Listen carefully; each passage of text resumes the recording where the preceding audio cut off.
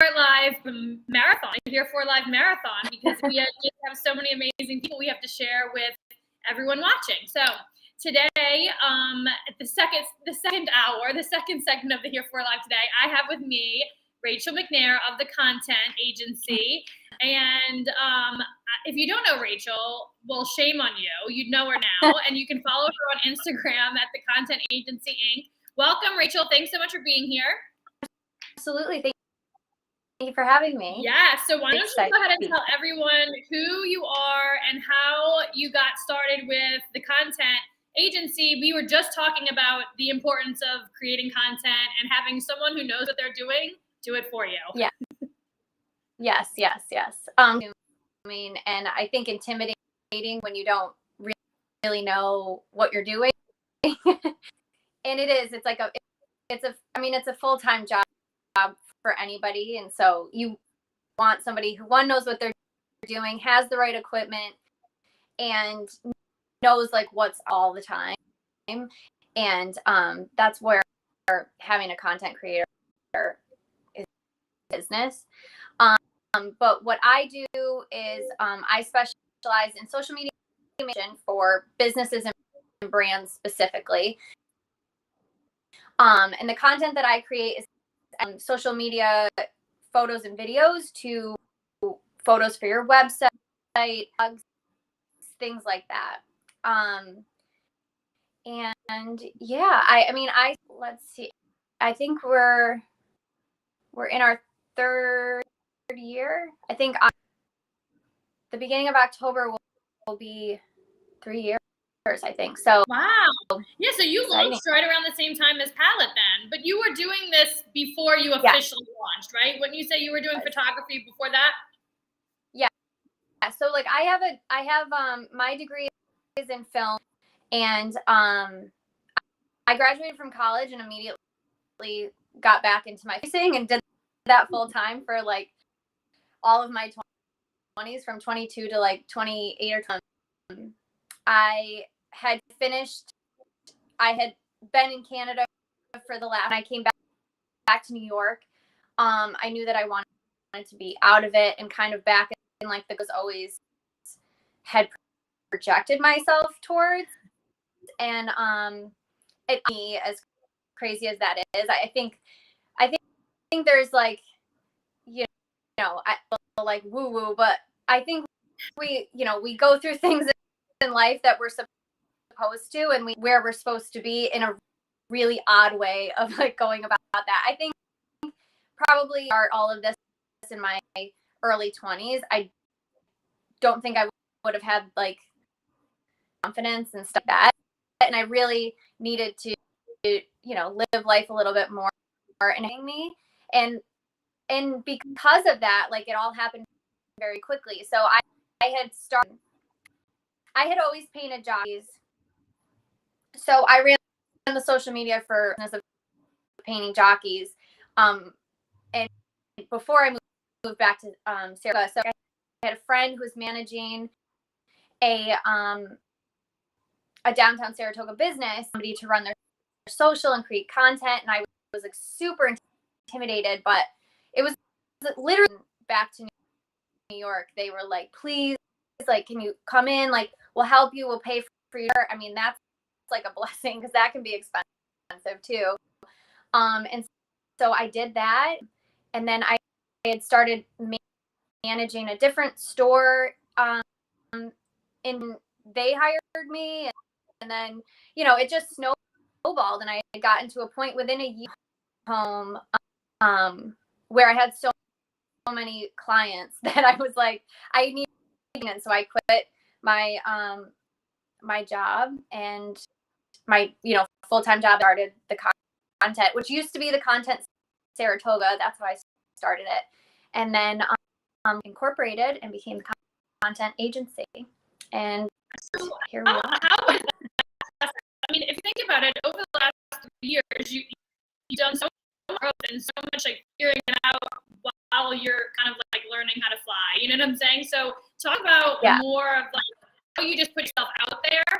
Because I think I was actually talking about this last week about how sometimes people they have a launch to be so perfect I think Yeah. some of the most successful people that we see out there doing this, it's just they put themselves out there and they just started going. Yes. And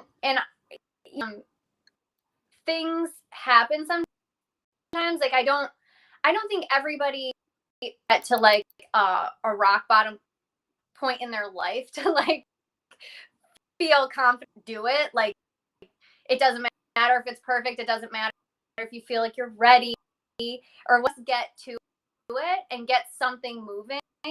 And sometimes, you know, like what was for me, and I know some of the other business owners that I've worked with, is you have in your life that just takes that like that internal meter of like, I don't give a F word about what do I have to lose.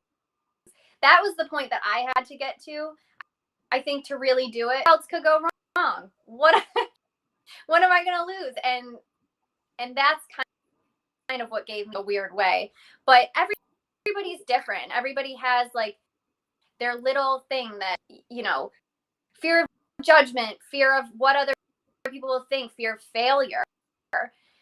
You know, it's different for everybody, but I think the thing is that you have to understand failure. You're going to fail at little things, bigger things, completely nosedive with. Like, you just have to have that like self that you'll figure it out. You know, sometimes I think that personally, I'll say, like I needed to experience things in my life where epically and nothing happened. You know what I mean? Like that kind of can freak you out. Like I had failed at, you know, things like, oh, well, hey, I'm still here. I'm still breathing. Like, why not really just see what I can do? Whoop-de-doo. Like, you know, and yeah, I know what you're saying. And I think that is a big struggle for people, especially women, that can't do it because, you know, what if it doesn't work out? What if I don't have enough? What if it doesn't, you know? Yeah, I mean, well, the reasons not to do something are endless. And I think for me, Yeah. there is only one reason to do it, and it's because it goes back to like my why. You know, I want to be a good example for my daughters that they can do whatever it is they think that they can do. And I think that's saying, like, you know, you either think you can or you think you can't. You're right. So I think for me, surrounding myself with people who believe that I can, almost sometimes more so than I believe it myself, has been the thing that has kept me accountable to continue to go after my goals and hit all these milestones. And I think that, you know, I used to be that person where it's like, oh, you know, I'm gonna fail, but like what you were just saying, sometimes there's like nothing else to lose because you're already like, you have nothing to lose, literally. I mean, when I started Paint and Sip, we didn't have anything, you know, and I just think that the reason to do something is so much stronger than not to do it, if that makes any sense to anybody watching. Absolutely. And I think there's like this misconception too of like, well, I agree. Well, neither do I. And to be quite frank with you, like I don't know how to do a lot of stuff. When I said I'm a creative, I'm not a mathematician. I'm, you know, and that's why you know, when you're doing something like important, I think, like not just like, oh, it's good for you to have a community similar to Palette or Palette, but to have that. I mean, I joined Palette right when I had first started, and because of figured out how to get an accountant and how important the accountant was, the bookkeeper is. If you aren't, you know, knowledgeable about those things, I personally am not about it. And so I got an amazing bookkeeper and accountant in a Crane. And because of that, she was like, no, we have to incorporate, like we have to get this. Otherwise, I wouldn't have known to do that. Like community is a huge, huge, huge part of it. I think that brings it back to what content creating and like social media management. It's just finding that community and people who know how to do things than what it would be if you had to wear all of these hats. I think too, for people to understand is that you aren't ever going to run your business completely alone. A good way to right. Well, and then if you do want to do that, you can, but it's very difficult to scale. It's very difficult to grow and it's difficult to avoid burnout if you're doing everything on your own. And I think that's another big issue that we see with female founders, with entrepreneurs in general, working parents. We just run ourselves ragged and for what? It's like, ask for help or put it out there that you don't know everything and you want to find the experts in those fields so that they can support you. And, like, as you know, we work with Jess. Jess is a member at Palette. She's been doing our social media forever. I think what's really cool is how you and Jess have collaborated and referred business to each other, even though you do essentially the exact same thing, And I think that, you can't be everyone's, I guess what I want to say is, like, not every client that you meet or are referred to is the best person for you. So it's important to have people in the same industry that you can hand off, people that you are not, really excited to work with or vice versa. You know what I'm saying? Like, I think that's happened quite a few times, not just between the two of you, but just you're like, meet somebody, you're like, you know what? I really don't think that I'm going to be able to best person for this job. I'm going to hand it off to somebody else who I know is really focused on that type of content creating. And I think that is like, I hope that see like my relationship, mine and Jess's relationship with each other, and like emulate that, and it kind of becomes working, because especially in when it's two females too, like error or assumption that like we're mortal enemies, or like, you know what I mean? It's like, I think we, like in anything, we're two different people, different ways. Our strong suits are in different places, like, and recognizing that does our businesses than being in, constant competition. Plus, I just love her to miss out on that. Right. I mean, it does help to actually like the person that you're referring business to. And I think that's how women network, right? We kind of, there's an emotional attachment. We don't want to just refer somebody that we don't know, that we may not even like, business, and then if it backfires, that's a reflection on us, versus I do think that men do that all the time. They just like, and if the connection or the relationship doesn't go anywhere, it's like no skin off their back. But women, we have this thing where we're like, what, they're never going to refer business to me again now because I like sold, I'm not sold them, but I handed off somebody that didn't work out, and I just think that there's another like mindset and emotional attachment to our relationships as women. And we do not just refer business to each other like guys do. And and I think that's what's at the core of Palette, is to make sure that hard connections are being made, and then the growth of those relationships are fostered and facilitated. And then we also really help you with difficult conversations, right? So like if there was a client that you met through Palette that's not really panning out, it's like, well, let's talk about how to navigate, how to break up with that person in a way that is super professional and not stressful, because the difficult conversations do not have to be stressful. When you have a support system around you to give you the confidence to show up at that table and say, listen, I just don't know if this is the best fit, and I'd like to explore maybe what your needs are and expectations are, so that we can, not hand you off, but like refer you to somebody that's going to be a better fit for you. Absolutely. And I can't stress enough just that importance of community. When you're doing something as scary, starting a business or running a business, and you're the one in charge, the buck stops.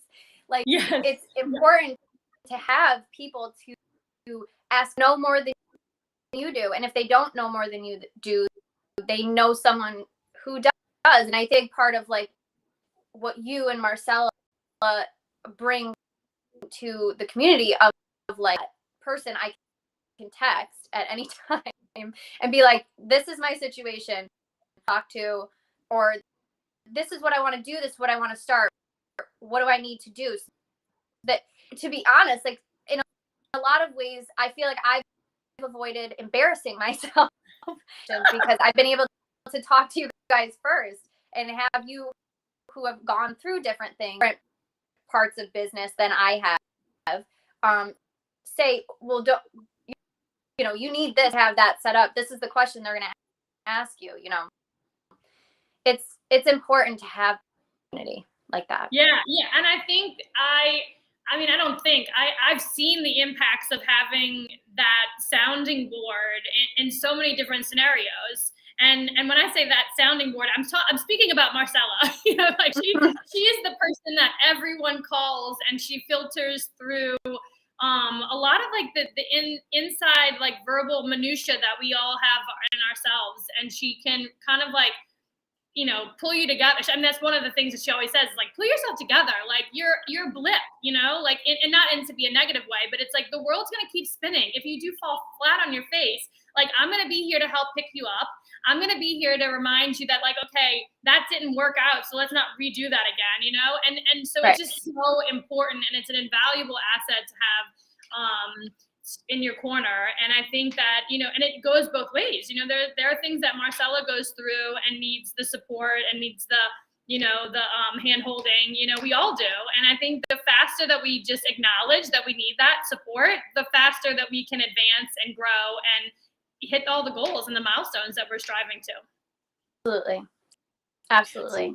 Tell everyone, like, the best way to get a hold of you if they want to work with you. And also I wanted to mention Amy. She's a member of Palette now too. She's one of your clients, and she's become like a great friend of yours. You guys both were featured in Elle magazine, which is like pretty big deal. Pretty big deal. I'm not sure like enough people know about this. I know that I mention it to people all the time. Obviously, I'm like, one of our members is in Elle magazine, you know? And again, goes back to what Palette is for me, is like, I don't know that I'll ever be in Elle magazine. I don't know that I'll ever have a photo published in Elle magazine or any, you know, magazine for that point. So you being part of Palette helps me to be a part of like your journey and your experience. And so it's just so fun. It is so fun. And like, I'm so happy that she decided to join Palette, because I think like this hidden treasure in upstate New York that people haven't been aware. She's from New York City originally, and she lived there for a really long time, like her whole life. I'm not sure exactly when she moved upstate, but she and her husband decided, and they moved to Salem. But all of her contacts and her clients and stuff are in the city, and like very like she specializes now in startup brands in the beauty industry. That's where she comes from, and she's done beauty PR plus years. And she also has now branched into brands, and like she can really do it for all brands. That's what she really wants to like get out there. Businesses, especially like medical and like any sort of medicine, things like that, spas and stuff. But she's absolutely just like a plethora of knowledge. Like she's been such a mentor to me, so much into the beauty industry, which is great. Like I love the beauty. There's so much content to be created in there, and there's so many clients, especially when they're in the stage of their businesses. It's like that's when it's important for me to come in. So she's been a great. Also, the amount of times that in this like past year that I was my client, and then we became good friends, and now we work together a lot. That I've been, you know, like being intimidated and having imposter syndrome. It just comes with the territory. Yeah. And in those moments, they're amazing person to have who, one of the biggest struggles I had, I upped my prices, like, and that was pretty much from her email. Your prices are ridiculous. You need to up your price. I mean, that's like the best. When you have a client who reaches out to you and says, I want to pay you more because what you're charging is crap. So, and that is one of the biggest, I think one of the first steps a lot of business coaches and consultants tell women, right? Raise your prices. And she's amazing too, because it's like such a judgment-free zone. Then it's like so rare to have that. And I mean, like, I have sent her a proposal before I sent it to the client, because I was like, is this ridiculous? And $100 more and then you can send it. And she never was like, oh my God, I'm like babies, and right. Also to have her, in dealing with, in moments where I'm going back and forth or I'm frustrated, to be able to call her and she'll say, well, I'm venting and having a nervous breakdown, just to have her say at the end, like, Rachel, either put your big girl pants on or say no. Either way, you'll be fine. More clients are going to come. Like, and that's been very important for me. I needed that. I needed somebody to tell me that. And so she's been amazing. And I really, really hope members, get a hold of her, because she's an amazing copywriter, and has, especially in PR, are unbelievable. Absolutely awesome. Unbelievable. Yeah, so we need to see more of her at Palette and in and around Swirling Through. And in September, we're going to launch more in-person events, and I'm excited for all the things. We have a new space opening, so we won't be doing this Zoom stuff on Here For It Live anymore. It'll be in person, in real life. I'm going to get to like hug you. And yes, it's going to be great. Well, thank you all for tuning in to the Here For It Live with Rachel McNair. We are literally doing a marathon, so I will be right back to your feed. Just don't you worry. And if you want to contact Rachel, she is all over the Instagram at The Content Agency Inc. You can also find her on our website at talentcommunity.com. And so thanks so much for being here, Rachel. I'll see you again soon. Thank you.